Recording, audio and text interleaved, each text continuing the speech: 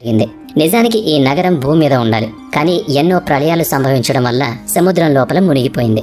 1998లో మైరైన్ ఆర్కియాలజిస్టుల team Egypt కి చెందిన మహారాణి క్లియోపాట్రా మహల్ ను వెతికే ప్రయత్నం మొదలుపెట్టారు. ఈ మహల్ సంకిం ద్వీపంలో ఒక భాగంగా ఉండేది, కానీ ప్రస్తుతం ఈ మహల్ నీటిలో 16 అడుగుల లోతులో ఉంది. కొన్ని వేల సంవత్సరాల హిస్టరీ నీటిలో సమాధి అయిపోయింది. సముద్రపు లోతుల్లో మహారాణి యొక్క ఎన్నో విగ్రహాలు ఉన్నాయి.